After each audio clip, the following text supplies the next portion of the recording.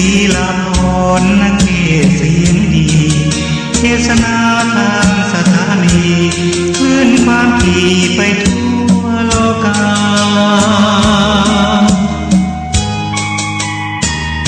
ตุเจ้าในวังสิงคำขึ้นธรรมาทองผิวพรรณผุดผ่องเปล่งปลั่งออกทางหน้าตาสุขจากภายใน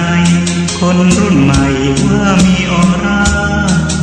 จิตท่านสูงด้วยเมตตาให้ธรรมะ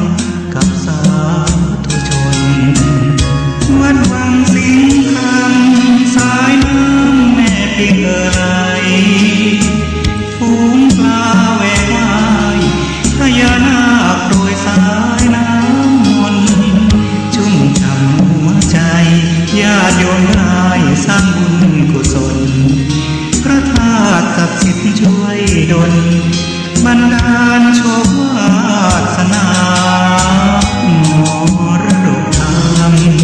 คำเมืองวัดวังสิงคำยอดวรรณกรรมเป็นภูมิธรรมของคนล้านนาร่วมอนุรักษ์วัฒนธรรมประเพณีล้ำค่าธรรมะขององค์สัมมา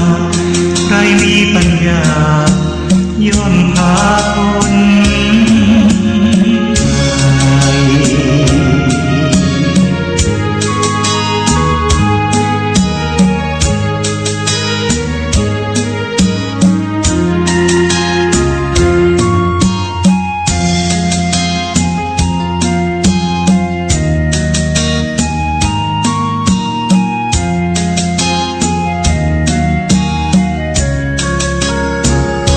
วัดวังสิงคำสายน้ำแม่ปิงเอ่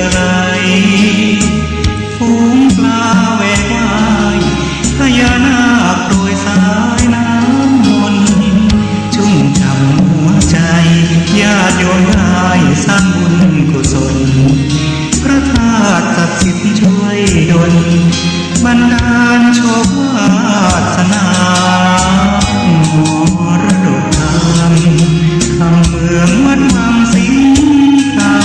ำยอดวรรณกรรมเป็นภูมิธรรมของคนล้านนาร่วมอนุรักษ์วัฒนธรรมประเพณีล้ำค่าประเดี๋ยวต้องไปสู่โลกหน้าเดี๋ยวต้องลาจากโลกนี้รีบเร่งทำแต่ความดีอย่ารอรีว่าเดี๋ยวทำขอยกมือ10 นิ้วกราบนอบน้อมอย่างพระติรัตนเกี่ยวเจ้าตั้ง3 ประการอันมีพระพุทธพระธรรมพระสงฆ์อันเป็นสรณะที่เปิ่งตีเคารพนับถือ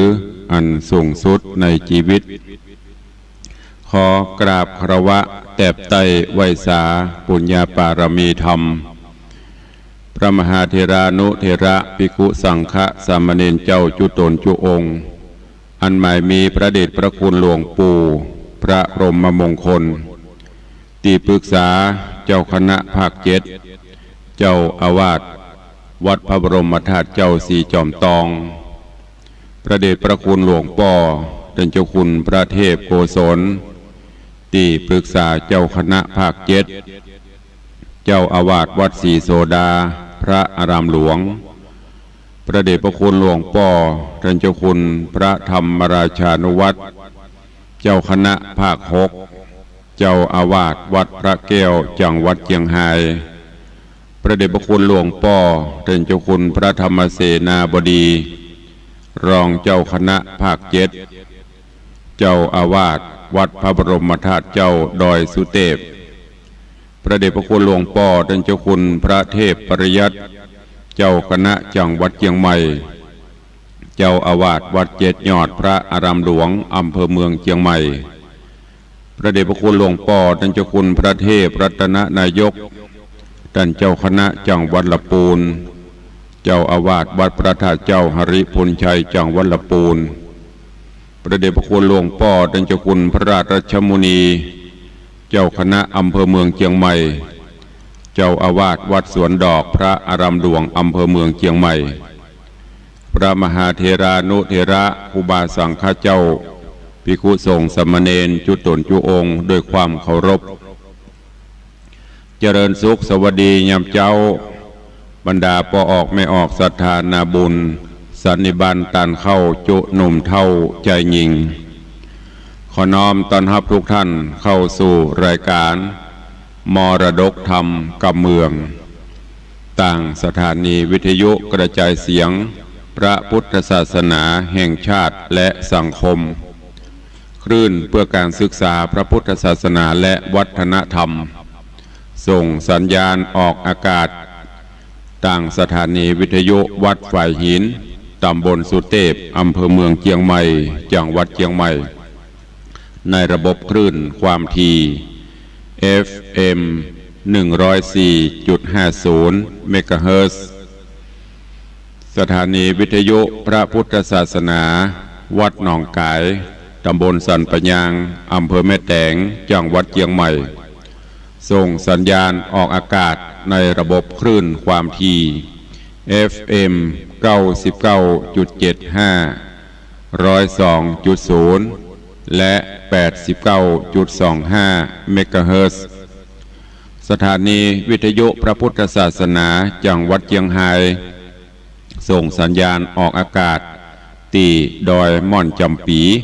วัดพระแก้วจังหวัดเชียงรายในระบบคลื่นความถี่ FM 99.50 เมกะเฮิรตซ์และวิทยุชุมชนเสียงตามสายหอกระจายข่าวตามวัดตามวาตามหมู่บ้านต่างๆที่ต่างท่านเจ้าอาวาสต่างผู้ใหญ่บ้านกำนันปอแก่ปอแควนได้เปิดออกลำโพงหอกระจายข่าวเสียงตามสายคือบรรดาญาติโยมศรัทธาได้รับฟังเสียงธรรมะในยามเจ้าพร้อมกันนี้เจริญปอนปอออกไม่ออกติดตามรับฟังกันตั้งวิทยุออนไลน์ซึ่งได้ลิงก์ออกไปไผที่มีโทรศัพท์มีอย่างก็สามารถเปิดรับฟังได้เข้าไปที่วัดฝ่ายหินก็จะมีสัญญาณลิงก์วิทยุออนไลน์ทางโทรศัพท์ก็ฟังได้หรือทางเว็บไซต์ของวัดวังสิงห์คำก็เข้าไปติดตามรับฟังกันได้เนอะขอขอบพระคุณทุกท่านที่ติดตามรับฟังรายการมาโดยตลอดทุกรายการทุกสถานีที่ได้จัดรายการและกราบขอบพระคุณครูบาอาจารย์ที่ได้ติชมได้รับฟังเพราะว่าจะเป็นครูบาสังฆมหาเถระเจ้ากับฟังที่กล่าวกับผมได้นำมาเทศน์ตลอดจนพระสงฆ์องค์เนนก็หลายวัดหลายวาหลายรูปหลายองค์ที่ติดตามรับฟังการเทศน์แบบปืนบ้านล้านนาเวลาพบปะเจอกันหลายตีครูบาอาจารย์ก็ดีพระเจ้าประสงค์องค์เนนก็ถามโอ้ตุลุงท่านพระครูผมฟังรายการตลอดเนอะติดตามรายการท่านพระครูติดตามรายการตุลุงตลอดเอาเป็นแนวในการเทศน์ก็ขอกราบขอบพระคุณจุตนจุองค์ด้วยความเคารพนับถือเนอะต่างวัดต่างวากันเหมือนกันตื่นมาตั้งแต่ตี 4ทำภารกิจส่วนตัวตี 5ก็ขึ้นทำวัดสวดมนต์ปั่มเป่งทำสมาธิภาวนาก็มาเทศนาหมุนเวียนกันไปก็เดี๋ยวก็ค่ำละภารกิจต่างๆเกือบจะไม่ได้ทำกันเต็มที่ในส่วนพี่น้องเจ้าบ้านก็เหมือนกันภารกิจก็ตื่นเจ้าก็ทำกิจวัตรส่วนตัวของภัยของมันไหว้พระสวดมนต์แล้วก็เตรียมตัวจะไปทำการทำงานกันก็ขอคุณพระคุณเจ้าพระพุทธพระธรรมพระสงฆ์แก้วเจ้าทั้ง3ประการปกห่มครูบาสังฆเจ้าภิกษุสงฆ์สามเณรและพอออกไม่ออกศรัทธาเฮาเนอะคือวันนี้ก็ขอให้ได้มีความสุขในการทำงานในการปฏิบัติภารกิจศาสนกิจของจุตนจุองค์ตัวโอกาสบัดนี้เจ้ารุ่งอรุณวันใหม่หับธรรมะฟังเทศน์ฟังธรรม เจิญตันทั้งหลายเนอะตั้งอกตั้งใจสดับรับฟังพระธรรมเทศนาณโอกาสบัดนี้แล้วกำเดียวท้ายรายการเฮาก็ก้อยมาปบมาปะมาอู้มาเอ่ยกันตามปกติสัก4-5 นาทีนำข่าวสารมาแจ้งแล้วก็อนุโมทนาขอบคุณกับทุกท่านเนอะโอกาสบัดนี้เชิญทุกท่านตั้งอกตั้งใจรับฟังพระธรรมเทศนาเพื่อนำไปใช้ในการดำเนินชีวิตประจำวันณโอกาสบัดนี้นะโมตัสสะภะคะวะโตอะระหะโตสัมมาสัมพุทธัสสะสุดสุสังลาภัตเตปัญญังอัปปะมัตโตวิจักขันโนติสัทธโบดุราสัพพุริสะตั้งหลายตั้งยิ่งใจใหญ่หน่อยผู้ใฝ่ห้อยเจยบานจริงหือตานเข้านามวัตถุพรำปัจจัยศีลดวงใส58ได้โกดแขวดหักษา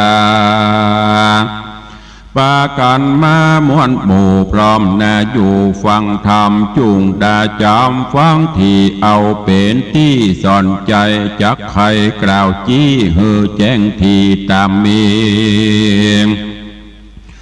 ดังพระมุนีที่ใบเทศนาไว้เมินมาบัดนี้แด่เตอศรัทธาอันว่าสัพพัญญูพระพุทธเจ้าตนเป็นเก้าศาสนานำสัตตาบวันหมู่หือโพ้นจากมารภัยเทศนาใครบอกเล่าหือหูเก้ากองดีได้เว้นหนีกรรมบาปอันกระยาบจังไรการว่ามีภัยมาเก่าหรือมีข่าวมาถึงหูหือพิจารณาดูที่สั้นอย่าด่วนสั้นเอาเบาอย่าถือเอานุ่นยิ้วใจจุ่งติ้วเอาหินพากันฟังเขาจะด้วยง่ายก็จ้างหอนให้ไปลางตุกปะปังจ่องหอยได้ตำก้อยเครื่องกาพองก็จะหือใดพ้องก็ไกลหือเสียแม่นลูกเมียมากล่าวอย่าฟังเฝ้าตัวตามแม่นคนหลายล้ำใหญ่น้อยมากล่าวถอยกรรมดีว่าตนบุญมีมาเกิดตนเจ้าว่าตนผาเสดมีมาจุงพิจารณาสันส่องฮือแม่นจ้องกองดีดังราชสีห์ตัวหนึ่งเราอยู่ป่าเศร้าหิมพานต์